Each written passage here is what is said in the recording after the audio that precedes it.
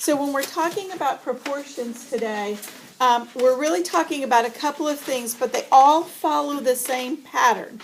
There is a relationship between the top number and the bottom number, and a relationship between every additional top number and bottom number. So proportion really is two equivalent ratios.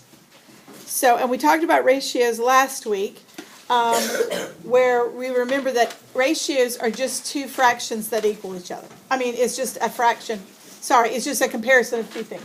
A proportion is two fractions that equal each other. So on the front of your foldable, you see this. 1/2 and 4/8 are proportional because they are proportions because they equal each other. Okay? In other words, they can be simplified to the same thing. So the first thing that we're going to do is just talk about how to know if numbers are proportional. And we sort of talked about this already. There are a lot of different things that you could do. You may have been taught something else in the past. But to me, the fastest and easiest way is simply to cross multiply them. So I don't think this has worked out for you. Yeah, do this with me on your notes. So to decide if they're proportional, you simply cross multiply. I'm going to multiply here and here. So 10 times 1 is 10, 5 times 2 is 10. Since we got the same number, they are proportional. They are equal fractions, so they are proportional.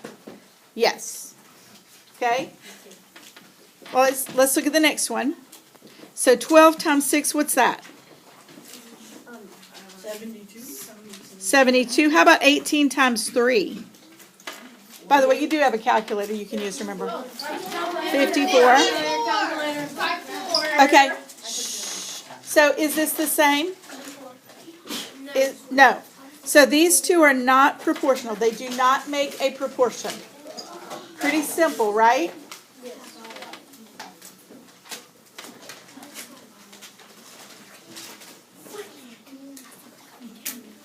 Okay, I believe at the bottom of the page, I gave you these two.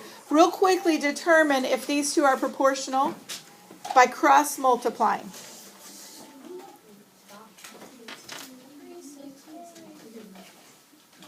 All right, did you get my answers?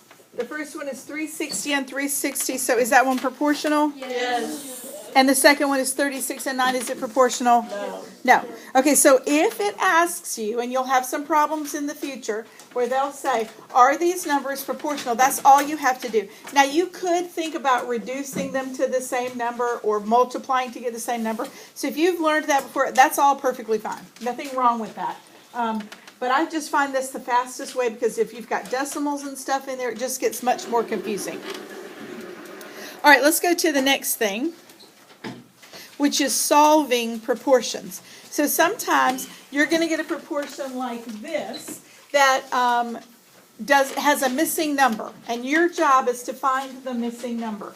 Okay, now there are a couple of ways you can do it, but I'm going to show you a way today that I want you to do all of them today, and then in the future you can do a shortcut. Here's why I want you to do all of them this way today, because you're more likely to forget what I'm about to show you if you don't practice it, but all of them don't have to be solved the way that I'm about to show you. All right, so the step is exactly what we just did. Cross multiply and solve for the variable. So here's what it looks like. And you have this in your notes. Is this one already worked out in your notes? Yes. I thought so. Okay, so we're gonna cross multiply. So I'm going to do this, and instead of writing it above like we just did, I'm just going to write it below. It doesn't really matter, but it's just easier for me. So I'm going to multiply 2 times 24, that is 48, and 3 times d is 3d. And now it looks just like a proportion, an equation that we were solving before. So line up our equal sign, divide both sides by, thank you, some people are with me. 48 divided by 3 is 16. So d equals 16 or 16 equals d.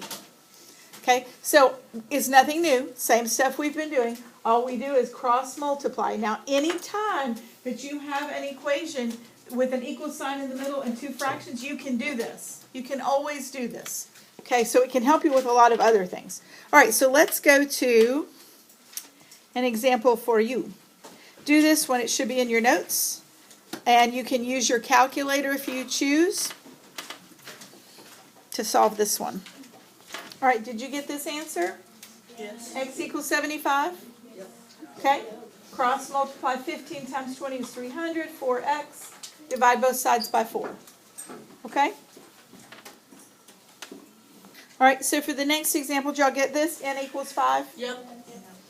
Okay. Okay, so focus with me. This one is already worked out for you in your notes, but just focus with me for a minute on how to do it, the steps. Every time, and I started this with ratios, I said write out what you're comparing.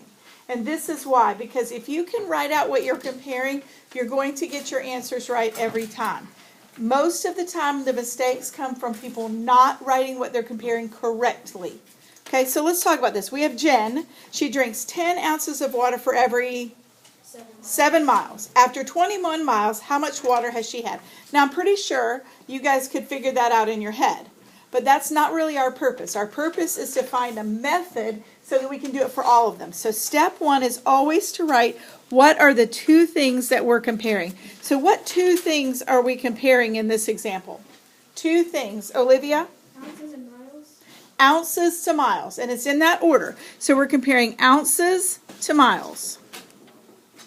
Okay? Now, and when you're working one of these problems, that's going to be my first question to you is what are you comparing? And what I want is words instead of numbers, because the numbers that's where we have to fill them in.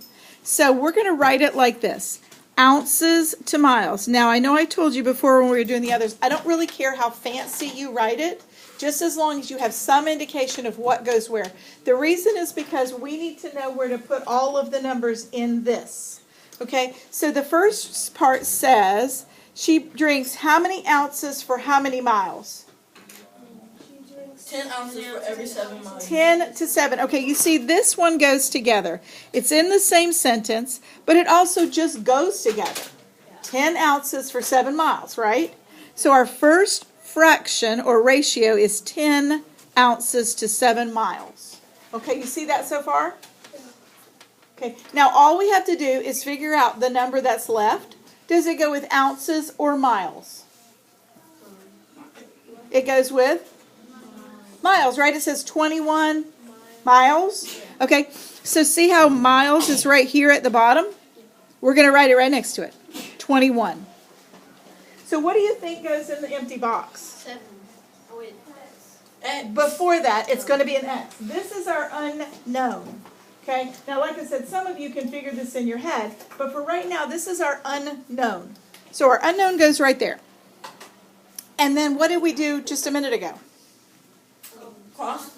We cross multiplied. So let's do that. We have 7x equals what? 7x. 210. 210. Thank you. Somebody's with me. Yep, 210, right? Because it's 21 times 10. Remember, we're just cross multiplying like we just did. Okay, y'all with me in the back? Okay. All right, and then what's next? You have to divide 7. Yep, divide both sides by 7. X equals 210 divided by 7 is 30. So she has 30 ounces for her 21 miles. That's not very much. Okay? Now, let me go back through the steps one more time to you so you make sure you got it.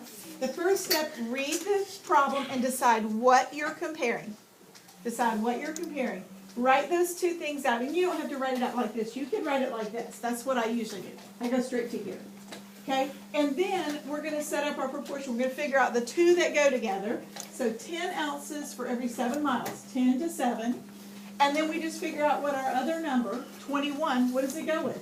It goes with miles. Didn't go with ounces. It wasn't 21 ounces, right? It was 21 miles. That's why it goes here. And then we put in our x, cross multiply, and solve.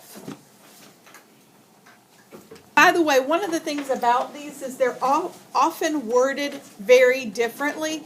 There are so many. That's what makes these a little tricky, is that there are so many different kinds of wording. But this says the ratio of boys to girls is 2 to 8. If there are 4 boys, how many girls are there? Okay, so let's start with what are we comparing? Boys to girls. Boys to girls. That's the order it goes into, right? Boys to girls, 2 to 8. So I'm just going to write B, G, and then 2, 8. Yeah, so 4 goes next to boys, and then our unknown goes right here. Okay, we don't know what that is. And then we're going to cross multiply just like we just did. So, 8 times 4 is? 32.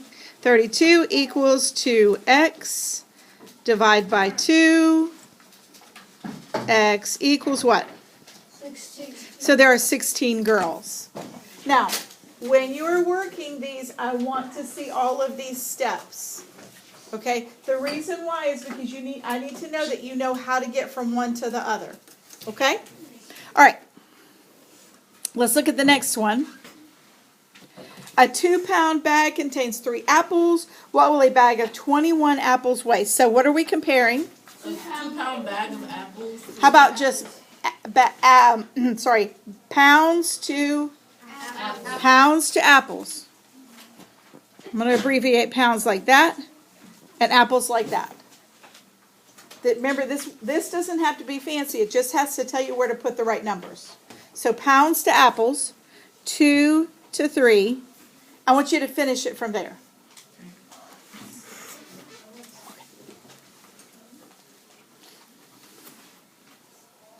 Okay, yeah, so it should be 14. So 2 to 3, 21 goes next to apples because it was 21 apples. Cross multiply, x equals 14. It's a little trickier, but I want to see if you can figure out where the numbers go and what you're comparing. So try this one, and then I'll come in and help you in just a second. Setting it up is half the battle. So we have 12x. What's 4 times 24? 96. And 96 divided by 12 is? Thank you, 8.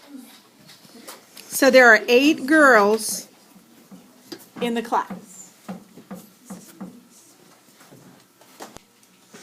All right, look at yours, look at mine. See if we agree. See if I made any mistakes.